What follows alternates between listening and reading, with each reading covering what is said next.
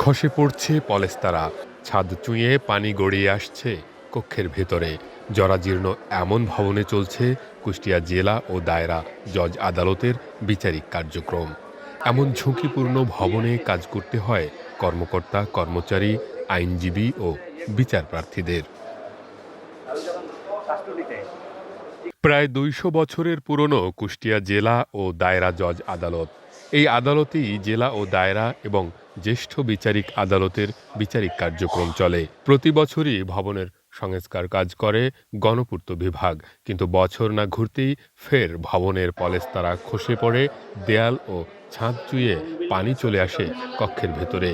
পানি পড়ায় মূল্যবান নথিপত্রগুলো যেমন অরক্ষিত, তেমনি স্যাঁতস্যাঁতে অবস্থায় নষ্ট হওয়ারও ঝুঁকি তৈরি হয়।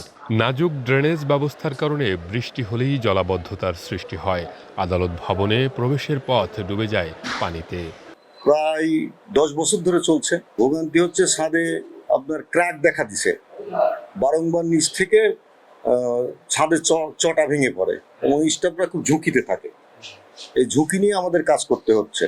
দিনে আমাদের প্রায় প্রত্যেকটা রুমে ছাদ দিয়ে চুয়ায় পানি পড়ছে।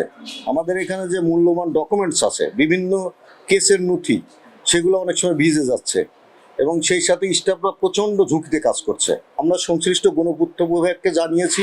গণপূর্ত বিভাগ প্রতি বছর সংস্কার করছে, কিন্তু এটা স্থায়ী কোনো সমাধান হচ্ছে না। আমাদের স্থায়ী সমাধানটা দরকার।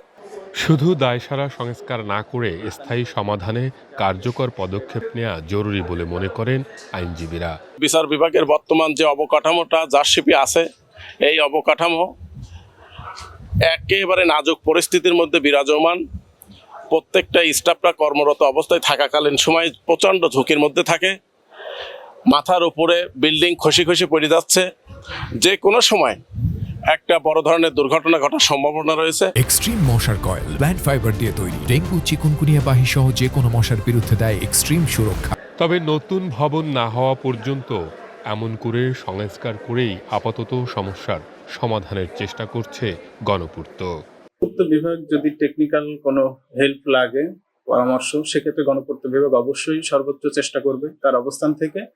আর তাছাড়া মূল ড্রেন যেটা, সেটা মেইনলি পৌরসভা অথবা সড়ক ও জনপদ বিভাগ ওনারা করে থাকেন। ওনারা যদি সমন্বয় করেন গণপূর্ত বিভাগের সাথে, আশা করি সেক্ষেত্রে সমাধানের উপায় বের হতে পারে। আমরা প্রতি বছর রেগুলার মেইনটেনেন্স আমরা করে থাকি, সাধারণ যে মেইনটেনেন্সগুলা। আর এর পাশাপাশি আমাদের একটি পর্যবেক্ষণ টিম ঢাকা থেকে, ভবন মজবুতিকরণের যে বিশেষ টিম, তারা এসেছিলেন, তারা পর্যবেক্ষণ করেছেন, স্টাডি করেছেন। তারা রিপোর্ট দিলে হয়তো আমরা ভবনের যে স্থায়ী সমাধান সেটা আমরা পাবো ইনশাল্লাহ। ড্রেনেজে অব্যবস্থাপনার বিষয় নিয়ে মন্তব্য করতে রাজি হননি কুষ্টিয়া পৌরসভার সংশ্লিষ্ট প্রকৌশলী। এই যে ড্রেনগুলো দেখেন, তাকিয়ে দেখেন, এই ড্রেনগুলোর খুবই বেহাল অবস্থা। এই যে আপনার ওভারফ্লো হয়ে যাচ্ছে। এগুলো পৌরসভার থেকে আপনার কোনো রকম উদ্যোগ নেই, যেগুলো আপনার ওই বর্ষা শুরু হওয়ার আগে এগুলো আসলে একটু এর লেভেলটা ঠিক করা উচিত। আসলে অনেকগুলো ময়লা আবর্জনা পড়ে এটা হচ্ছে আপনার হয়ে গেছে, ওভারফ্লো হচ্ছে, যার কারণে